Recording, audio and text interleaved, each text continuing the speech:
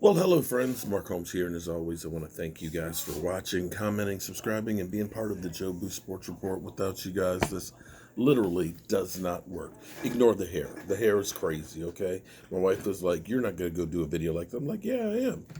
This is what I am. It's real. It's broke ass media in full effect. You're not here because of good looks and eye candy and stuff. You're here for the facts and the news of the Dallas Cowboys so you can use it for your own arguments." So here's my question here. We are beginning the second year of Mike McCarthy. It was just 1 year ago that he was hired, and the Dallas Cowboys have had a disastrous year. Um, and my premise is Mike McCarthy given a short lease, or should we say, is he on the hot seat? Here's the first thing I'm going to say. Mike McCarthy isn't the anointed son like Jason Garrett. Jason Garrett was like family. Jason Garrett, for all we know, might actually be family of the Dallas Cowboys. Jason Garrett was afforded all of the benefits of the doubt as well as the extra helping hand. And even when things didn't go well, Jerry Jones would come through and say, we understand that there's some problems, sometimes we got clock management issues and sometimes, there's some things that you question, but we know Jason Garrett is the guy for the Dallas Cowboys and we like the way he does things for us. So Jason Garrett had been giving a 10-year leash with the Cowboys till it finally got to the point where we've got to make a change. Now, there's a misnomer out there with coaches because I've been hearing Colin Cowherd been on the road a lot lately, and so we're listening to the sports shows. Colin Cowherd keeps talking about the Eagle job, and the Eagles, they just fire people basically to fire people. Here it is. They've the last three coaches that have been fired. All of them had winning records, and they got rid of them. And, well, Jason Garrett had a winning record, but you kept calling for Jason Garrett's head. So what's the difference? Because the thing about Andy Reid is, and here's the thing about coaching in general, coaches get stale. Coaches get stale. If you haven't had major success within 5 years, you got to go someplace else because players start to tune you out. The fans, you're at that point where you need a clean break and a start over. And that's where they were with Andy Reid. Andy Reid, they viewed him as a good coach and things, but we're always the bridesmaid, never the bride. And they figured it's time for a change. And so they did the polar opposite. They went for the hot college candidate and Chip Kelly. But Chip Kelly literally deconstructed a team that was actually already ready and winning and a good team by wholesaling and getting rid of, the players that he deemed as not his type of guys. He got rid of Shady McCoy for a broke down linebacker. And literally, the team was going downhill to the point where that last year he was there, it was a bum. And you can go ahead and look at Chip Kelly and realize that Chip Kelly was not a good coach because Chip Kelly goes to San Francisco in 1 year, boom, and he's gone. So don't follow along everything that you get because they're setting a narrative.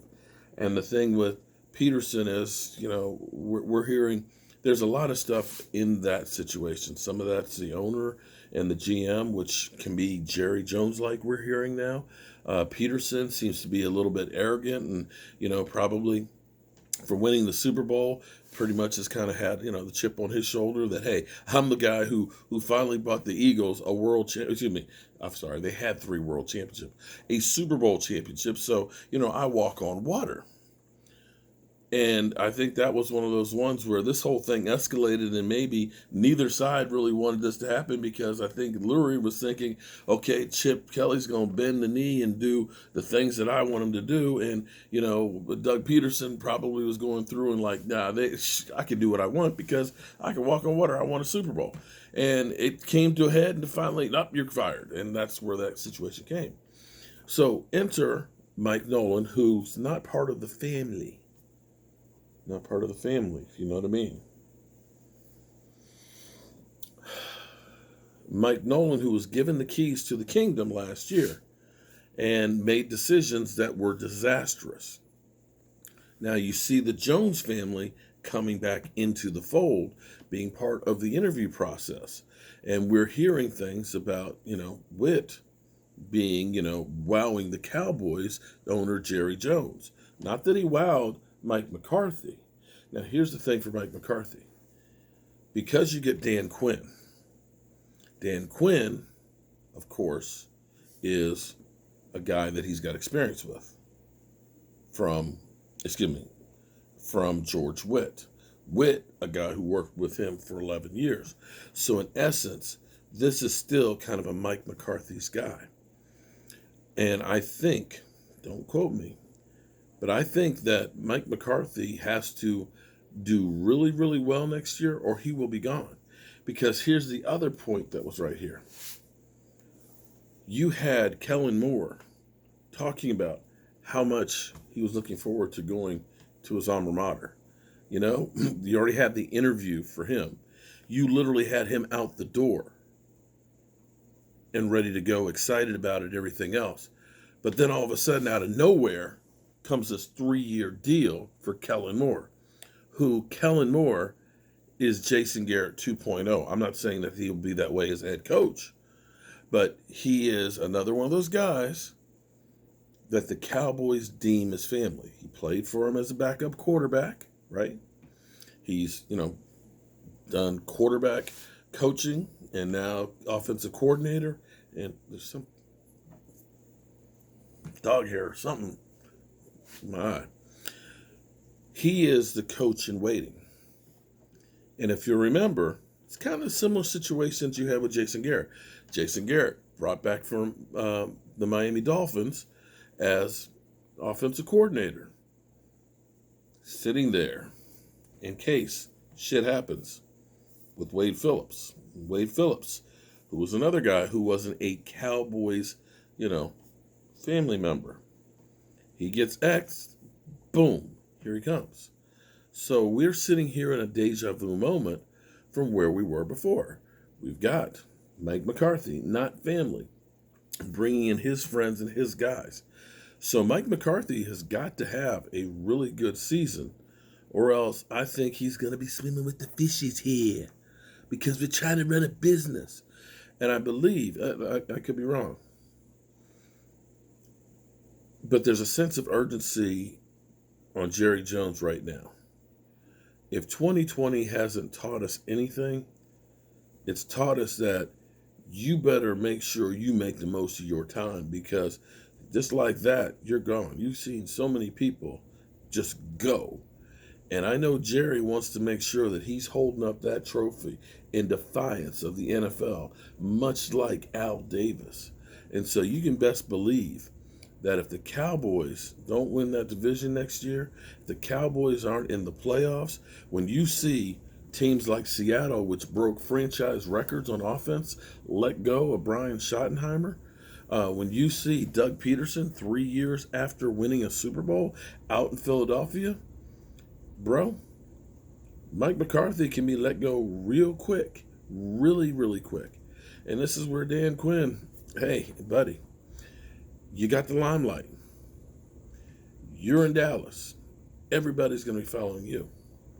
The problem for Dan Quinn, as I'm going through, this is where, he's deemed as one of the best coaching minds out there as far as the defensive coordinator. Richard Sherman gives him the brand of it. And let me read this one over here too. Charles Robinson. Quinn is a very good defensive coordinator who didn't work out at head coach, who probably didn't need the extra burden of having the 53 in that head coaching position. He connects with players and can navigate divergent personalities. Easily the best defensive coordinator that was actually a realistic candidate for the Cowboys. Okay. All right. That's what they're saying about it. And that's kind of one of those things that I said too. I'm a great carpenter. I mean, I can go through and I can build stuff left and right and stuff. But I don't know that I am the best. Well, no, actually I am. I'm pretty good, because we did build that 80,000 square foot warehouse and those Bassett furniture stores. Okay, all right, that's a bad example. But it's harder for me to manage a lot of people than it is for me to actually do the work of being a carpenter. I would rather just focus on building something, okay? That's my thing. Can I do it? Yeah, but I'm not as good at doing that and managing people and doing paperwork as I am with actually going through and building like that bar that I built like 17 years ago, or coming up with these different rack ideas that we do and stuff. So there's a certain set of skills that you have, but that's all I got going on right now. Um, the Cowboys coaching staff, I believe, are taking a break until the 28th of the month. This is kind of like, okay, catch your breath. We're going to back off for a little bit and get ready for the Senior Bowl. Now, the coaching staff will not be going to the Senior Bowl because of COVID restrictions. They will be basically sending the scouting staff. And speaking of scouting department, I've got some stuff to say about Will McClay a little bit later, too. So check it on out. Now, don't forget, help a brother out. Hit the subscribe button. Give me a thumbs up. Give me a like. Come on. And leave a comment. And let me know some of the things that you would like to see happen with the channel. If you liked what we did with the CPCP, Cowboys Point Counterpoint, let me know. And let me know about like having a DMV who was in here for our live stream last Friday night and looking at different prospects and players that might be a fit for the Dallas Cowboys. And if you have some suggestions other than go kill yourself, please let me know. And I'll see you guys later.